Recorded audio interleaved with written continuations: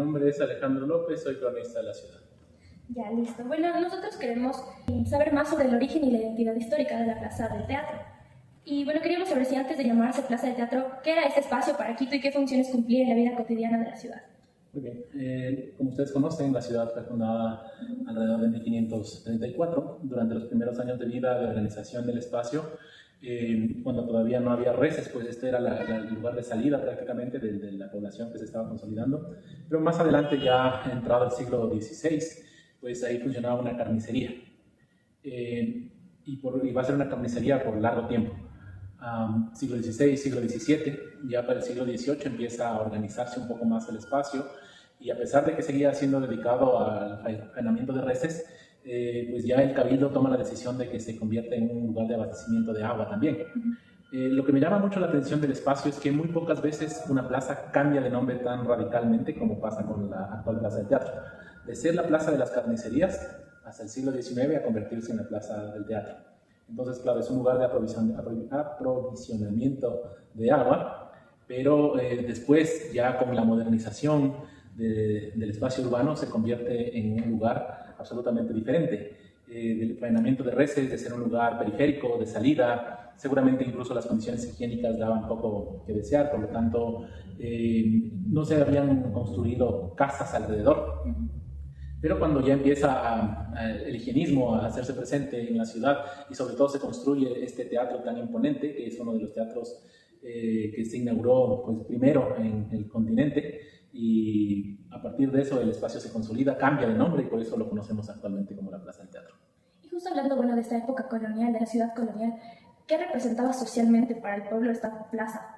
Esta plaza que antes era la plaza de las carnicerías. Sí, efectivamente, al ser una carnicería seguramente era un lugar de comercio popular, de venta no solamente de res, de carne, sino seguramente de otros productos. También un poco más arriba estaba el mercado de San Blas. Y también en algún momento se llegaron a realizar ahí corridas de toros. Debemos entender que estas corridas de toros no eran como lo que nos imaginamos ahora, la fiesta de luces, si se quiere, sino más bien toros cercanos a los toros populares. Entonces era un lugar de confluencia, un lugar de salida, es decir, era la periferia de la ciudad. Y claro, poco a poco se va transformando en lo que hoy conocemos. También todo el sector sufre un cambio profundo, se consolida la Alameda como un lugar también de paseo, y entonces ya pues deja de ser un lugar de confluencia del comercio popular, si se quiere, a ser un lugar más bien de contemplación, porque finalmente un teatro seguramente no era para todos los miembros de la ciudad, y solo las personas con poder adquisitivo pudieron ir a conocer este lugar. Ahora pues es un teatro mucho más democrático, ¿no es cierto? Cuando ya se llenan los espacios, pues a veces se hace presentaciones en este espacio exterior, ¿no? Entonces usted diría que el Teatro Sucre influyó en la construcción urbana que está alrededor de la plaza, ¿verdad? Sí, efectivamente, la modernización de la ciudad en el siglo XIX es importante, la construcción de estos teatros, la construcción de otros espacios, fueron transformando la concepción que se tenía de la ciudad. Entonces, como mencioné hace un momento, el Parque de la Alameda, después también el kiosco de la Alameda, van a hacer que la gente entienda que la ciudad era para pasear, también para contemplar. Este es un proceso de carácter global, si se quiere, en el mundo occidental se va transformando el espacio público de un espacio dedicado solamente a procesiones religiosas a otro tipo de manifestaciones. Y por eso, nuevamente, remarco esta idea. Es muy interesante cómo una plaza transforma su nombre, y de ser la Plaza de las Carnicerías por varios siglos a convertirse después en la Plaza del Teatro, porque si ustedes comparan con otros sectores en la ciudad, no tan fácilmente se cambian los nombres. Pero en la Plaza del Teatro, de ser de la Plaza de las Carnicerías, que seguramente era un lugar de mucha congruencia, de mucho conglomerado social, pues al recibir esta construcción tan imponente, cambia totalmente su nombre y es llamativo. ¿Y por qué se pensó en construir un teatro en medio de una plaza que no tenía nada que ver? Seguramente era un lugar que necesitaba ya una transformación, por eso hay decisiones paulatinas de aprovisionarla de agua, de construir una fuente. Entonces era un espacio amplio. Si ustedes miran la geografía de la ciudad, en el centro histórico no hay demasiados lugares que permitan la construcción de algo monumental, porque ya estaban ocupados. Los grandes conventos, los grandes templos ya ocupaban los lugares más planos, Santo Domingo, San Francisco, La Merced. Entonces este era un lugar laico, ¿sí? Un lugar que no tenía presencia de órdenes religiosas, había un convento, una iglesia, y entonces era un espacio relativamente plano que permitió la construcción de este teatro. Bueno, retrocediendo un poco a lo que usted me contaba sobre el comercio que existía ahí, además de las carnes, ¿qué otro tipo de comercio existía cuando era todavía la Plaza de las Carnicerías? Bueno, seguramente velas de cebo, cueros, todo lo que está relacionado al ganamiento de reses. Pero seguramente era un lugar bastante desagradable, porque a veces uno piensa que la ciudad colonial era una ciudad romántica, bucólica, de contemplación y más bien todo lo contrario. De hecho, el Cabildo a inicios del siglo XX dedicó muchos esfuerzos a transformar la manera en la que se comerciaban los productos, sobre todo alimenticios. Un libro de Germán Rodas que nos habla de las enfermedades en la ciudad. Dice que una de las grandes fuentes de enfermedades era el envenenamiento de la carne. La carne se transportaba en la espalda de las personas que seguramente subían por las cuestas de la ciudad sin camiseta. Entonces no quiero abonar o abundar en detalles, pero quiero que se imaginen lo que significaba. Claro, con respecto a la salud. Exactamente, con respecto a la salud. Por eso después el municipio va a construir, iba a crear la Casa de Rastro, que es el camal metropolitano, porque era una gran fuente de insalubridad. Igual el pan por mucho tiempo que se ha consumido en la ciudad y que se consumía en la época colonial, más o menos a mediados del siglo XIX se dieron unas grandes enfermedades y era porque se cocinaba o se producía este alimento con harinas ya descompuestas. ¿Sí? Entonces, quiero que imaginen a la Plaza del Teatro como un lugar seguramente un poco desagradable, pero más bien cuando ya se consolida este teatro, empiezan a aparecer viviendas que son ya de personas con un poder adquisitivo importante. Yo justo revisando los archivos que usted me dijo que revisar, vi que igual había incluso como animales en la plaza, o sea, que se llevaban los burros, a los caballos, y no sé si eso se siga practicando, no sé si hay algún tipo de comercio, algún tipo de actividad que todavía se sigue practicando a pesar de que ya no es la Plaza de las Carnicerías. Bueno, hay comercio informal de todo tipo, de hecho también comercio formal. En la década del 70 del siglo pasado se construye este centro comercial del Gran Pasaje, que en su momento era un lugar para el comercio de diferentes productos, sobre todo ya industrializados. Ahora más bien ya tiene otra configuración con toda la transformación urbana, con el aparecimiento de otros edificios modernos, de otros centros comerciales. Ahí tenemos la presencia de todo tipo de comercio, ¿sí? La calle Maraví, hay ferreterías o también almacenes que venden material eléctrico.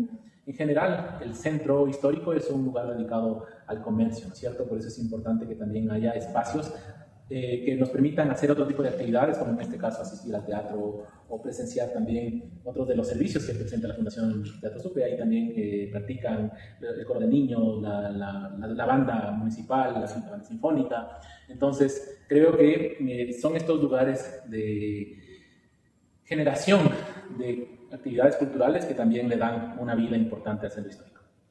Y tal vez nos puede comentar un poco acerca de otros espacios que hay que convergen alrededor de la plaza, como el Teatro Variedades, o como el Café de Teatro, o como otros que nos pueden mencionar. Sí, bueno, el Teatro Variedades también se convierte en un lugar importante, a pesar de que las actividades culturales en la ciudad hacen un esfuerzo importante por mantenerse a flote, ¿no es cierto? E incluso las transformaciones normativas impactan profundamente en las actividades culturales que se generan en un lugar como el centro histórico. Pero ahí tenemos también la escultura de Evaristo, ¿no es cierto?, de don Evaristo, el Teatro Variedades. Hay algunos hoteles que también tienen su historia, su tradición.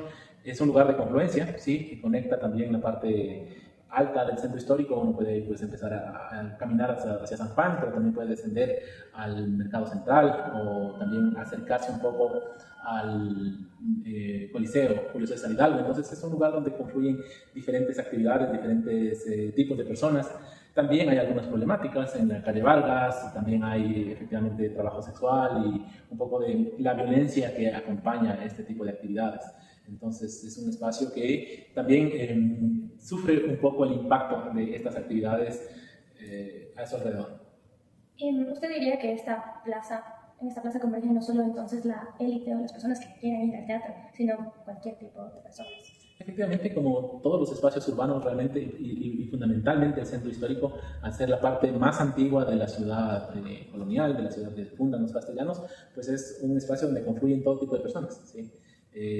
Turistas, oficinistas, políticos, comerciantes informales, habitantes, trabajadores de todo tipo. Entonces la Plaza del Teatro también es un lugar de paso, ¿sí? Uno puede conectarse al trole, puede conectarse a las diferentes actividades. Un poco más arriba están todos estos lugares donde venden implementos deportivos. Entonces es un lugar de bastante tránsito de personas. Y bueno, hablando un poco sobre las actividades que mencionaba anteriormente, ¿sabes si hay algún espectáculo, alguna presentación que se realiza en medio del teatro? En la Plaza del En la Teatro. Plaza del Teatro. En la Plaza del Teatro se han hecho algunas actividades, se hacen también conciertos, hay a veces presentaciones al aire libre o presentaciones de danza. En algún momento he visto también teatro popular, teatro de calle, que se hace justamente en este espacio. Pero claro, no existe una programación, o salvo que sea en este verano de las artes, una programación que constantemente esté ahí a disposición de los ciudadanos. Y esta característica de tener el entretenimiento en medio de la plaza, ¿ya era una característica que tenía antes en la Plaza de las Carnicerías? ¿O eso inició cuando cambió de nombre? Sí, pensamos que era un lugar también para los toros, entonces sí había una presencia para un espectáculo ahí. Y bueno, como última pregunta, quería preguntarle acerca de qué riesgos existen hoy, como hablando de la Plaza del Teatro, como espacio patrimonial y social, entendido como un eje patrimonial súper fuerte del centro histórico de Quito. Sí, bueno, la gestión patrimonial dentro de la ciudad de Quito es algo complejo, es algo que demanda de muchos recursos y demanda también de la voluntad de las personas. Yo creo que un riesgo que puede llegar a tener este tipo de lugares es que se impulse una transformación en la memoria del espacio. Si de pronto alguien diga, no, yo quiero construir algo que transforme absolutamente y que se replique este proceso, que sería muy difícil, pero entonces ya se ha consolidado el nombre de la Plaza del Teatro. Otro de los riesgos que también podemos tener es que la gente no conozca, así que olvide qué es lo que acontece o que aconteció ahí, que no se dé cuenta del entorno, porque el Teatro Nacional Sucre es un teatro que arquitectónicamente es exquisito, y de pronto pasar y no apreciarlo, minusvalorar todo lo que ha pasado ahí, no conocer quién es don Evaristo, no conocer que también está ahí el boceto de la escultura de Sucre con esta mujer que se conocía como la raza vencida, no acercarse críticamente al espacio. Y también de pronto otro riesgo es que estos lugares se conviertan como una especie de museos que solo estén dedicados para el turismo. ¿Sí? La ciudad de Quito, si bien es cierto tiene una vocación turística importante, también es una ciudad que es para los quiteños y para los quiteños de todos los estratos sociales. Entonces debe haber programación política pública que permita que todos disfrutemos de este espacio, que lo contemplemos, que se preserve y que todos puedan ejercer sus actividades de manera ordenada también en el espacio público. ¿Me podría comentar acerca de los tipos de archivos, documentos, formatos que existen que registren en la historia de la Plaza del Teatro? Claro. Hasta la actualidad. Sí, bueno, tenemos las actas del Cabildo, que son documentos en diferentes formatos, pero que son las transcripciones que los miembros del Cabildo, de las discusiones que los miembros del Cabildo, o las decisiones que los miembros del Cabildo tomaban durante la época colonial. También hay fotografías muy tempranas de la ciudad donde todavía se ve la infraestructura de la carnicería. Después ya tenemos todo el proceso de construcción. También tenemos audios, es decir, hay una gran cantidad de información que nos permiten acceder a todo el proceso histórico del que hemos hablado. También partituras, por ejemplo, que se conservan de los diferentes grupos musicales, libros, memorias de las presentaciones que se dieron en el teatro. Entonces hay un formato infinito de registros documentales de todo tipo, desde imágenes hasta textos escritos que nos permiten acceder a la historia de la Plaza del Teatro. ¿En dónde podríamos conseguir estos documentos? Bueno, las actas del Cabildo, sí, efectivamente reposan en el Archivo Metropolitano de Historia de Quito. Hay algunas partituras que reposan en la Fundación Teatro Nacional Sucre, imágenes en diferentes archivos repositorios que son dedicados justamente a la fotografía, como el archivo fotográfico que es administrado por el Museo Nacional del Ecuador, que es del gobierno central. Y también hay fotografía privada, ¿sí?